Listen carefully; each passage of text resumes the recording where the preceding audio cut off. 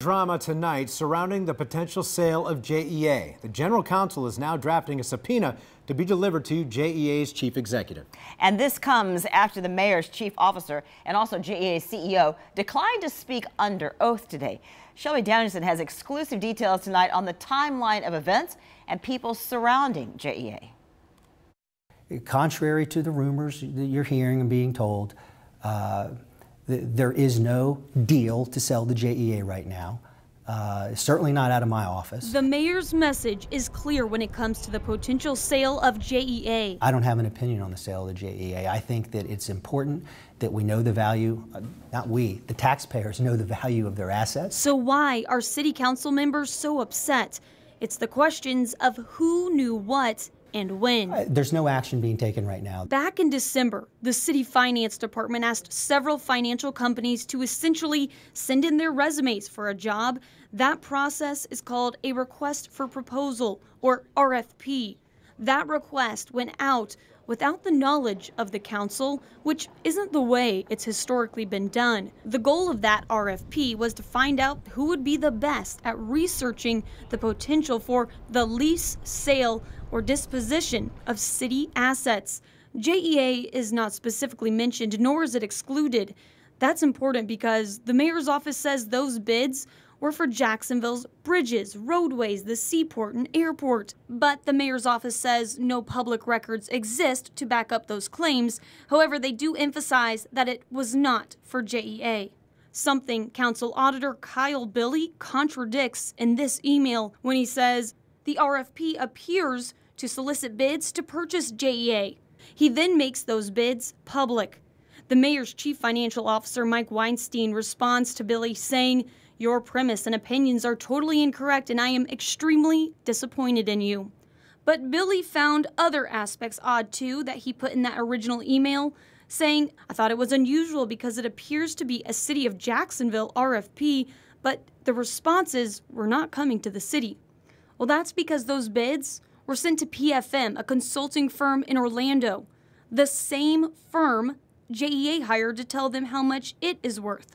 So that's part of how we got here. Now for a look at the timeline of the who, what, where, and when. November 11th, two lobbyists who formerly worked for the mayor's office visit JEA.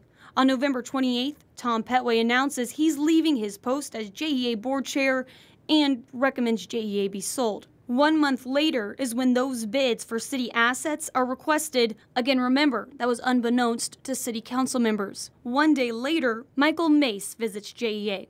Now, Mace is a major character. He's the managing director for PFM, the company JEA hired for that valuation.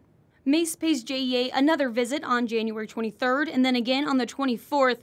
This time he's joined by Mike Weinstein, the CFO for the mayor's office, and a senior leadership team from a banking investment firm called Moelis. Immediately after their meeting at JEA, the Moelis team heads over to City Hall for a meeting with Mayor Curry, according to his calendar. Leading up to that meeting, First Coast News uncovered emails between JEA, Moelis, and PFM discussing conference calls. Well, in response to our questions about their interactions with JEA, Moelis tells us no comment. 2 days after the Moelis meeting, Weinstein visits JEA again, this time with the mayor's chief of staff, Brian Hughes.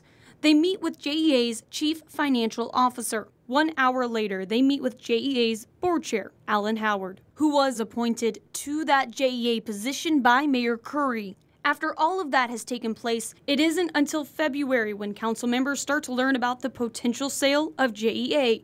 On February 14th is when Michael Mace presents that valuation report. Remember him? He's the one with PFM. You may remember that meeting from this heated interaction between Anna Brochet and Mayor Curry. No, I'm not recognizing the mayor.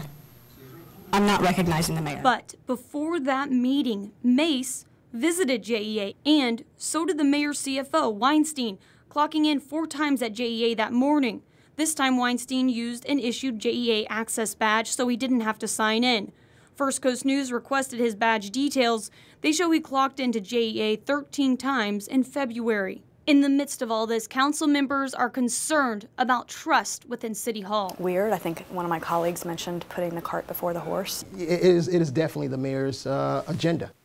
it's unfortunate that we're even in this position to begin with. First Coast News has asked for answers from the mayor's office, as well as interviews with the city's finance department and the mayor's staff. The mayor's office says they're still processing our requests and provided this statement. Members of this administration meet with agencies throughout this city on a myriad of topics and citizen needs. The mayor, Mr. Hughes, Mr. Weinstein, and Mr. Musa are no exception and manage their calendars to fulfill the responsibilities held in their respective roles. Shelby Danielson, First Coast News, on your side.